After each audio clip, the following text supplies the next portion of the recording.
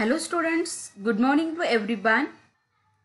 In today's session, we will see enhanced entity relationship model in detail. But before that, I want to tell you, in the last session, we have already started the ER model. So let's revise the last session, that is enhanced entity relationship model, which is nothing but it is a high level data model that incorporates the extensions to the original ER model. Also, it is known as it is a diagrammatic technique for displaying the following concepts. There are various concepts in ER model like subclass, superclass, generalization, specialization, union or category, aggregation, and so on. These above concepts are used when we comes in ER schema and the resulting schema diagrams called as ER diagram, that is enhanced entity relationship diagrams. There are various features of an enhanced entity relationship model, that is ER model. ER creates a design more accurate to database schemas. Also, it reflects the data properties and constraints more precisely. ER model includes all modeling concepts of the ER model. The next one feature is that it is diagrammatic technique helps for displaying the enhanced entity relationship schema. ER, that is enhanced entity relationship model, includes the concept of specialization and generalization, and last but not least, the feature is it is used to represent a collection of objects, that is union of objects of different entity types.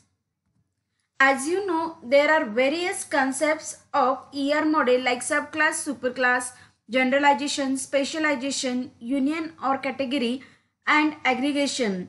Now we will see each concept in detail. That is, first one is subtype and supertype, also called as subclass and superclass. You all know what is subclass and superclass. It is similar to the inheritance. First one, subclass and superclass relationship leads to the concept of inheritance.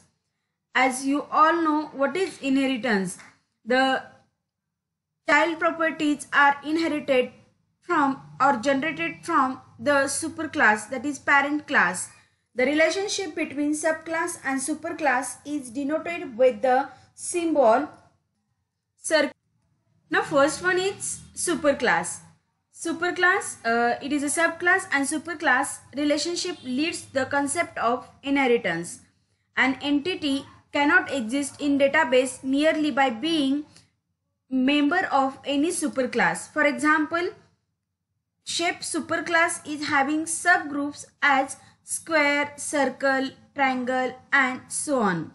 The second one definition is of subclass. Subclass is a group of entities with unique attributes. Subclass inherits properties and attributes from its superclass. That is, superclass is nothing but the parent and subclass is known as a child. For example, square, circle, triangle are the subclass of shape superclass. Here is the example of superclass and subclass. The shape is divided into three parts, that is square, circle, triangle. Now here shape is a superclass, that is it is a parent class, and from that parent different childs are inherited like square, circle, triangle, and that square, circle, triangles are the subclass of the superclass shape. Now the second one concept is that generalization. Generalization is nothing but it is a process of generalizing the entities which contain the properties of all the generalized entities. It is a bottom-up approach in which two lower level entities combine to form a higher level entity. Remember that it is a bottom-up approach, that is lower level entities combines to form a higher level entities. Generalization is the reverse process of specialization. That is, they both are versus to each other. Generalization and specialization are reverse procedures of each other. Next one is that generalization defines a general entity type from a set of specialized entity type, and generalization minimizes the difference between the entities by identifying the common features. This is all about the generalization. Now we will see the example of generalization.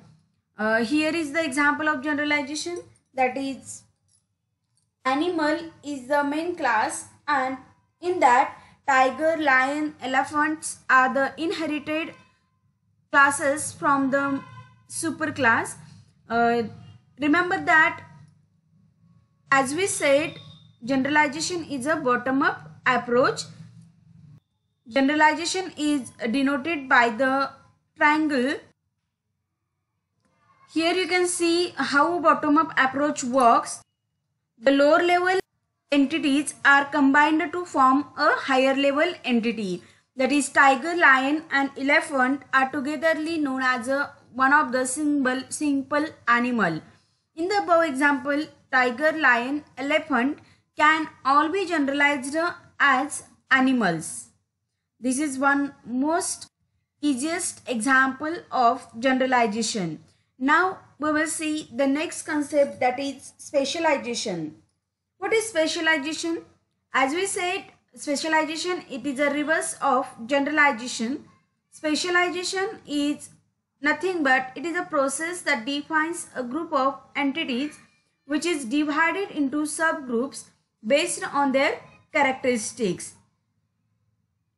As you know, generalization is a bottom-up approach, but specialization is a top-down approach, in which one higher entity can be broken down into two lower level entities. As I said earlier, in generalization, lower level entities are combined to form higher level entities. But in specialization, one higher entity can be broken down into two lower level entities, that is top-down approach. After that, specialization maximizes the difference between the members of an entity by identifying the unique characteristic or attribute of each member. And specialization defines one or more subclass for the superclass and also forms the superclass or subclass relationship. This is all about the specialization. Remember only one thing, that generalization and specialization are reverse procedures to each other. If generalization is a bottom up, then specialization is a top down.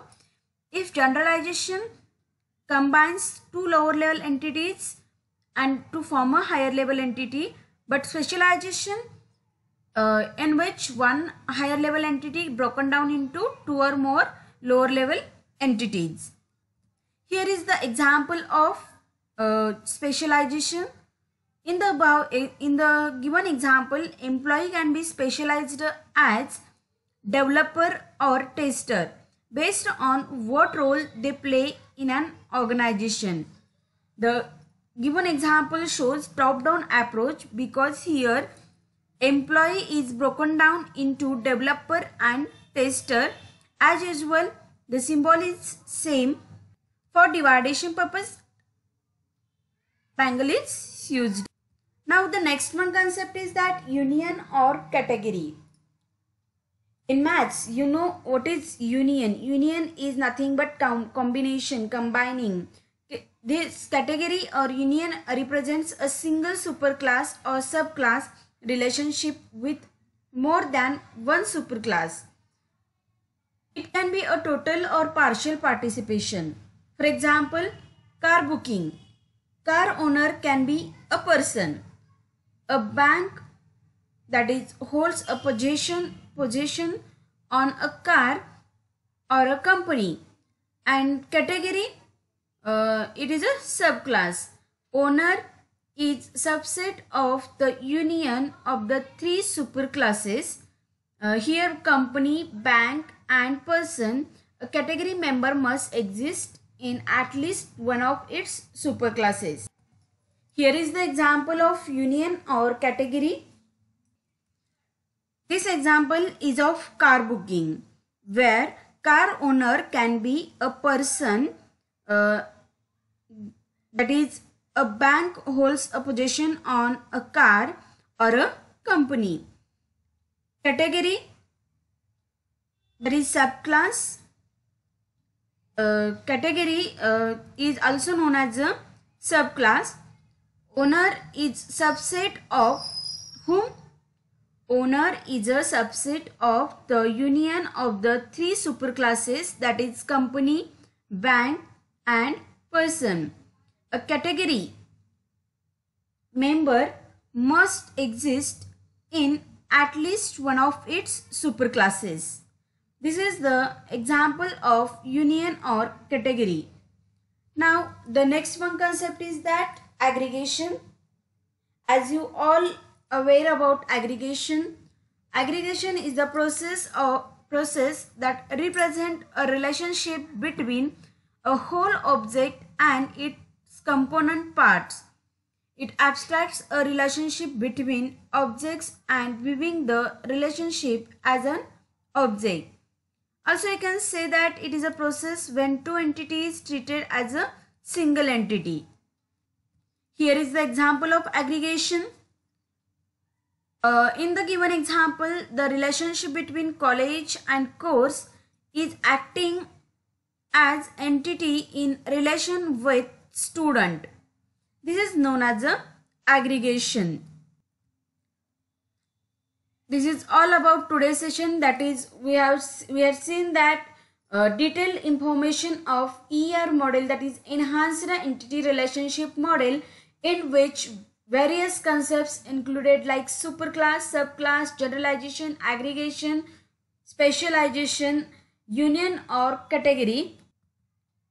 And in the next session we will see different examples of ER diagrams, that is application, different diagrams for different applications. Thank you so much.